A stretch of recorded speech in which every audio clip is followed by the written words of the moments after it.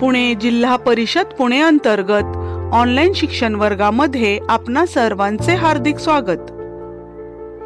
आज आपण पाहणार आहोत इयत्ता 3 विषय परिसर अभ्यास पाठ क्रमांक 16 ज्ञानेंद्रिये पान क्रमांक 92 ते 100। या घटकासाठी असलेली अध्ययन निष्पत्ती याप्रमाणे। हा माझा परिचय। मुलांनो, परिसर अभ्यास इयत्ता 3 या पुस्तकातील पाठ क्रमांक 16 ज्ञानेंद्रिये हा घटक आज आपण पाहणार आहोत। मुलांनो, हे चित्र पहा। या चित्रामध्ये एक मुलगा काही कृती करत आहे आणि या ताईचे डोळे बांधलेले आहेत। तरीही आवाज कशाचा आहे हे तिने कसे ओळखले असेल? सांगा पाहू। ताईने आपल्या कानांच्या साहाय्याने मुलाच्या सर्व कृतींचा आवाज नीट ऐकला आणि त्या कृती कोणत्या आहेत हे बरोबर सांगितले। आता हे चित्र पहा। या चित्रामध्ये ताईच्या हातात कोणकोणत्या वस्तू आहेत आणि डोळे बांधलेले असूनही या मुलाने त्या कशा ओळखल्या? सांगा पाहू। अगदी बरोबर, मुलाच्या डोळ्याला बांधून सुद्धा नाकाच्या साहाय्याने वास घेऊन ताईच्या हातातील आंबा, त्यानंतर गुलाबाचे फूल आणि चाफ्याचे फूल या तीनही वस्तू बरोबर ओळखल्या। कान आणि नाक यांच्या साहाय्याने आपण वस्तू ओळखू शकतो। मुलांनो, आता हे चित्र नीट पहा। या चित्रामध्ये दोघांचे डोळे बांधलेले आहेत। तरी स्वेटर कोणता आणि बनियन कोणता हे या दोघांनी कसे ओळखले? सांगा पाहू। दोघांनीही आपल्या हाताच्या स्पर्शाने अंदाज करून स्वेटर कोणता आहे आणि बनियन कोणता आहे हे बरोबर ओळखले। मुलांनो, स्वेटर हाताने स्पर्श केल्यानंतर थोडासा खडबडीत आणि बनियनचे कापड मात्र मऊ लागते। यावरूनच आपण हाताच्या स्पर्शाने बनियन आणि स्वेटर यातील फरक सहजपणे ओळखू शकतो। सांगा पाहू, कैरी कोणत्या रंगाची असते? कैरी हिरव्या रंगाची असते। आंबा कोणत्या रंगाचा असतो? आंबा पिवळ्या रंगाचा असतो। आणि तुम्हाला हे कसे कळले? आंबा आणि कैरी यांचा रंग कोणता आहे हे आम्हाला डोळ्यांमुळे समजले। सांगा पाहू, मिठाची चव कशी असते? मिठाची चव खारट असते। आणि साखरेची चव कशी असते? साखरेची चव गोड असते। तुम्हाला हे कसे कळले? सांगा पाहू। जिभेमुळे आम्हाला मीठ हे खारट असते आणि साखर ही गोड असते हे समजले।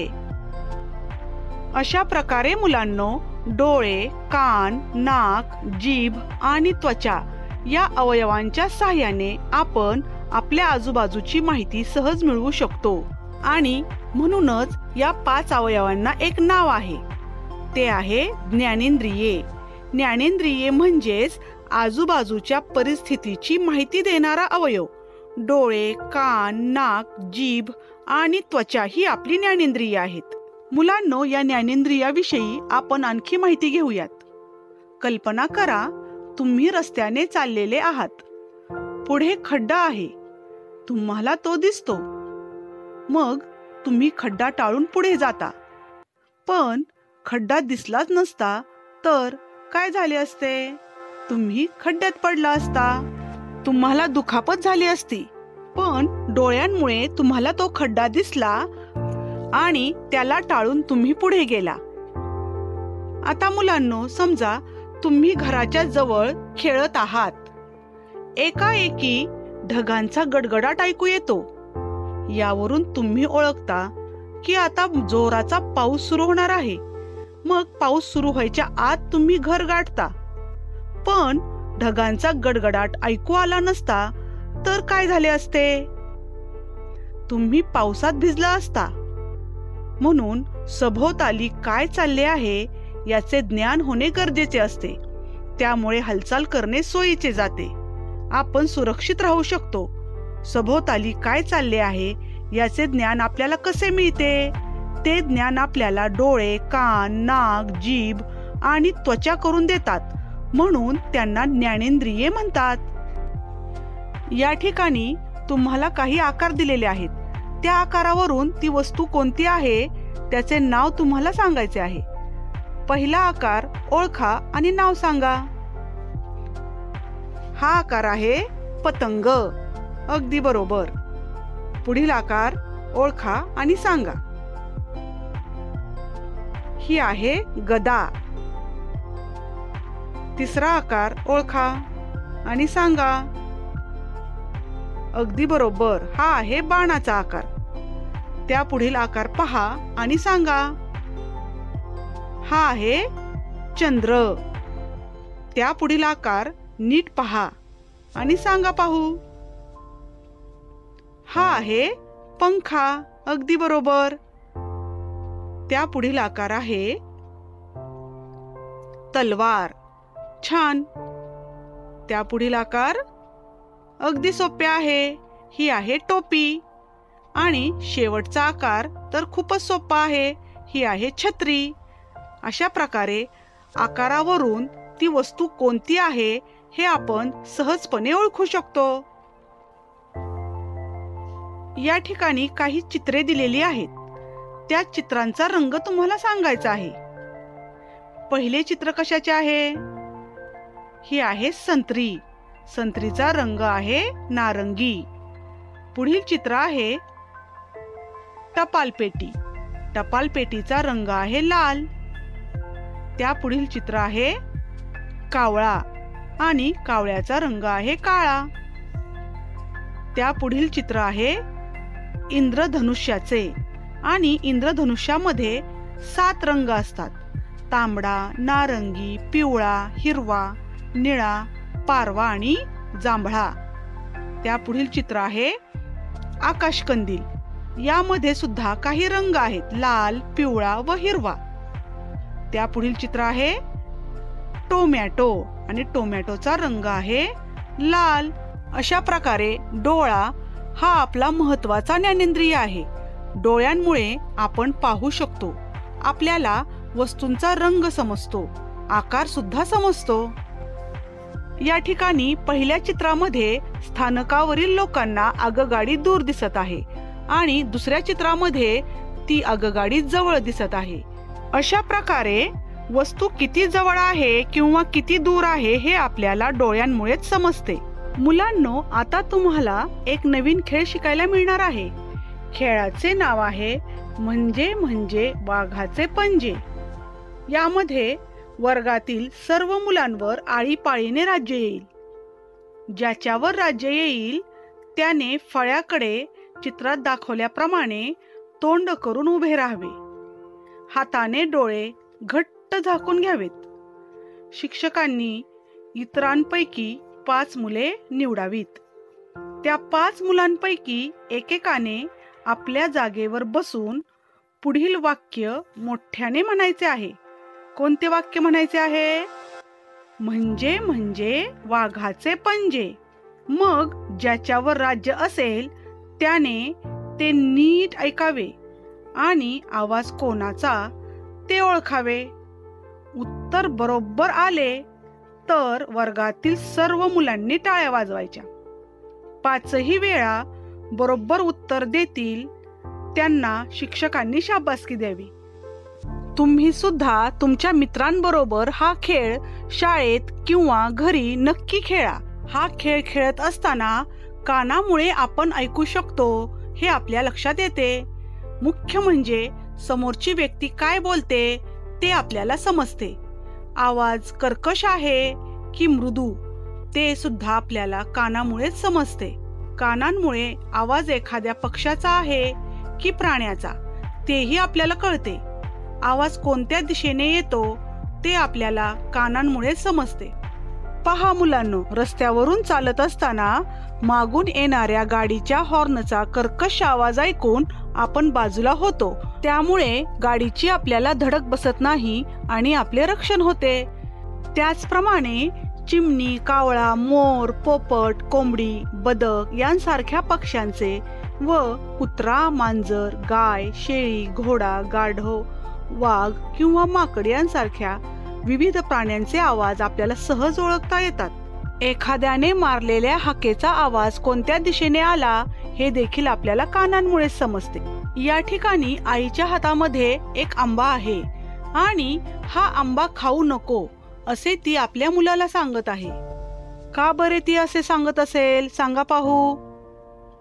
अगदी बरोबर, आईने आंब्याचा वास घेतला आणि तो आंबा एकतर आंबट असेल किंवा खराब झालेला असेल, म्हणूनच हा आंबा खाऊ नको असे ती सांगत आहे. आणि जर मुलाने असा खराब झालेला आंबा खाल्ला तर त्याला पोटदुखी होऊ शकते.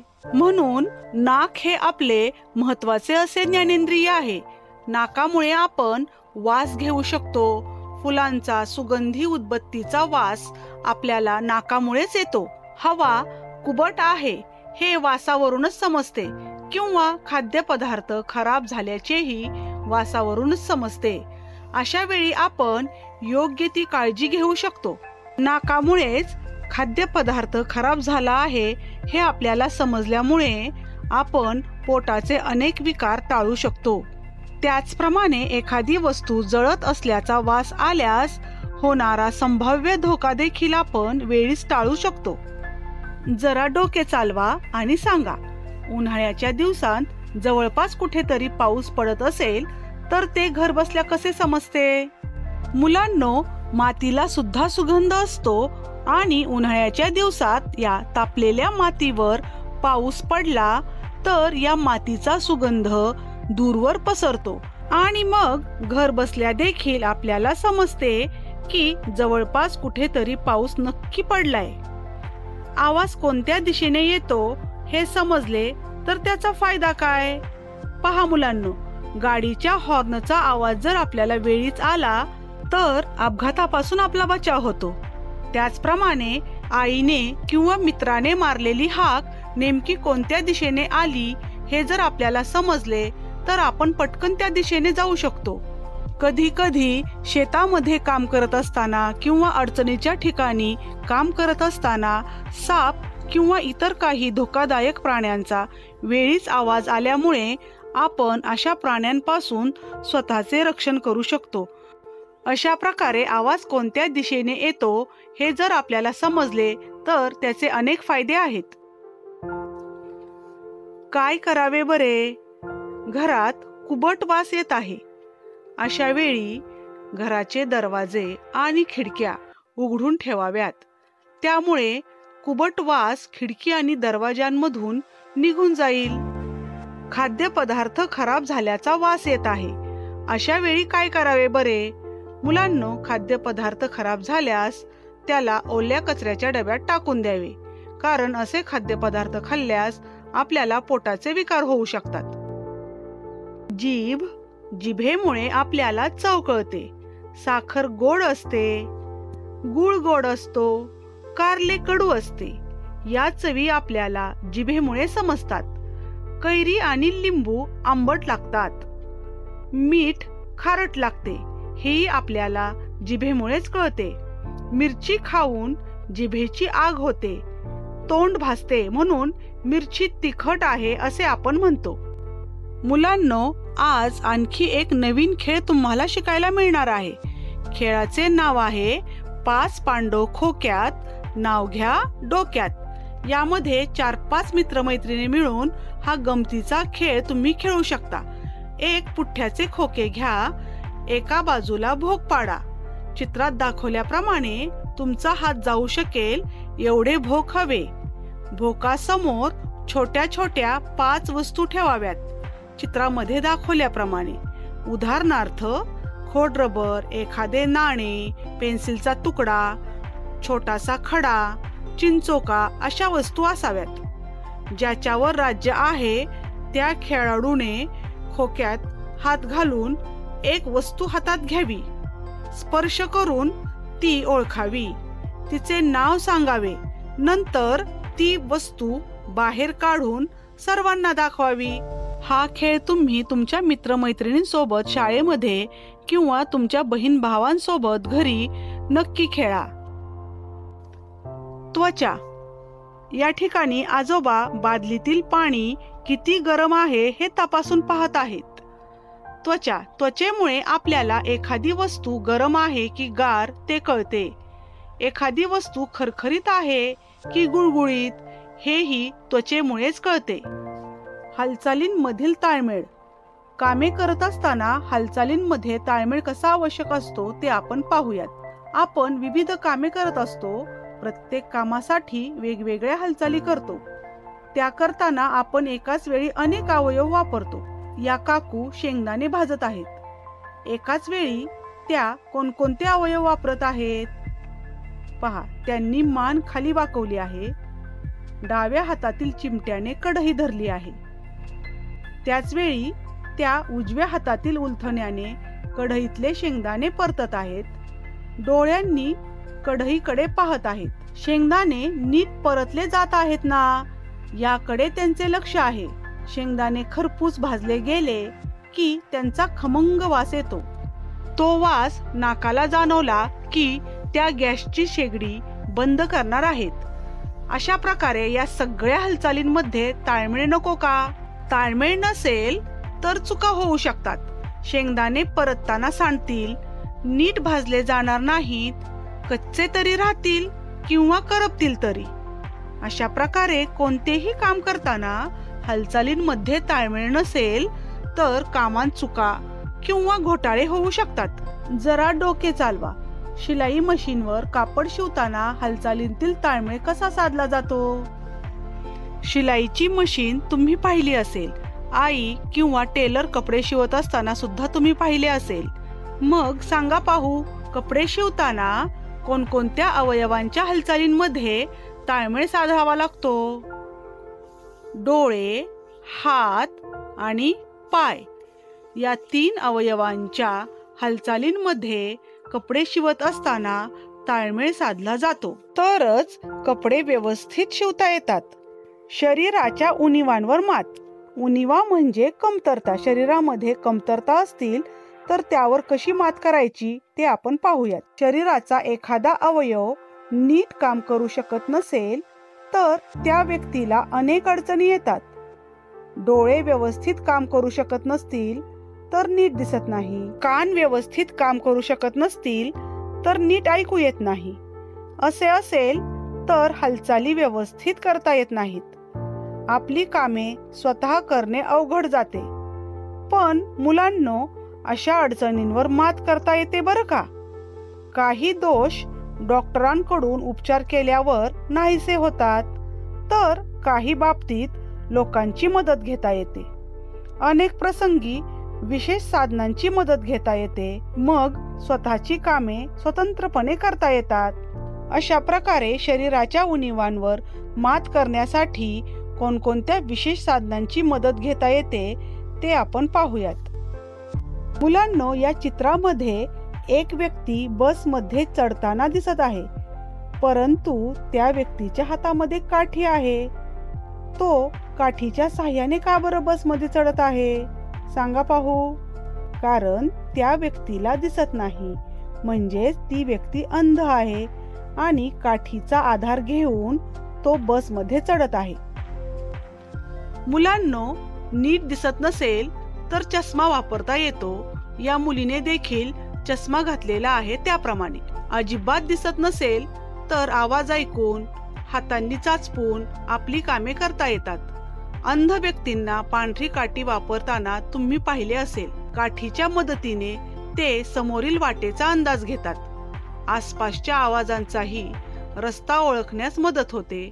भर रहदारीच्या रस्त्यावरूनही ते स्वतंत्रपणे चालू शकतात. या चित्रातील आजी सुद्धा पांढऱ्या काठीच्या मदतीने आणि छोट्या मुलाच्या मदतीने रस्ता ओलांडत आहेत. अशा प्रकारे अंध व्यक्ती सुद्धा स्वतंत्रपणे आपले जीवन जगू शकतात. मुलांनो, सांगा पाहू, मुलाने कानामध्ये काय घातलेले आहे? ते आहे श्रवण यंत्र. कारण या मुलाला नीट ऐकू येत नाही आणि नीट ऐकू येत नसेल तर श्रवण यंत्र वापरता येते. श्रवण यंत्रामुळे नीट ऐकण्यास मदत होते. आणि अजिबातच ऐकू येत नसेल तर खाणाखुणांची भाषा वापरता येते. पहा, चित्रामध्ये एक मुलगा इतर मुलांशी हाताच्या साहाय्याने खाणाखुणा करून बोलत आहे. काही वेळा कानाची शस्त्रक्रिया करून ऐकायला येऊ लागते. या मुलीच्या पायामध्ये दोष असल्यामुळे तिला नीट चालता येत नाही आणि त्यामुळे तिने 3 चाकी सायकलचा आधार घेतलेला आहे. अशा प्रकारे पायात दोष असेल तर खास बनवलेली वाहने वापरता येतात. आपल्या कामासाठी आपल्याला अडून राहावे लागत नाही. माहित आहे का तुम्हाला? ही आहे अरुणिमा सिन्हा, 22 वर्षांची, उत्तर प्रदेशात राहणारी मुलगी. एकदा रेल्वे गाडीतून प्रवास करताना तिची चोरांशी झटापट झाली. या झटापटीत ती डब्यातून बाहेर फेकली गेली. शेजारच्या रुळावरून दुसरी गाडी धावत होती. अरुणिमा त्या गाडीखाली पडली आणि तिला गंभीर दुखापत झाली. पहा, चित्रामध्ये दिसत आहे. डॉक्टरांनी तिचा जीव वाचवला, परंतु त्यांना अरुणिमाचा एक पाय कापावा लागला. इस्पितळात असताना अरुणिमाला अनेक लोक भेटायला यायचे. प्रत्येकाला वाटायचे हिचे पुढे कसे होणार. पण तिने ठरवले की बिलकुल हताश व्हायचे नाही. कोणीही आपल्याला लाचार म्हणू शकणार नाही असे काहीतरी करून दाखवायचे. डॉक्टरांनी तिला कृत्रिम पाय बसवला. नवीन पायाची सवय होताच तिने गिर्यारोहणाचे प्रशिक्षण घेण्यास सुरुवात केली. अपघातानंतर अवघ्या वर्षातच तिने हिमालयातील एक उंच शिखर सर केले. त्यानंतरच्या पुढच्या वर्षी एव्हरेस्ट हे जगातील सर्वात उंच शिखरही सर केले. अरुणिमा कधीही हताश झाली नाही किंवा तिने हार मानली नाही.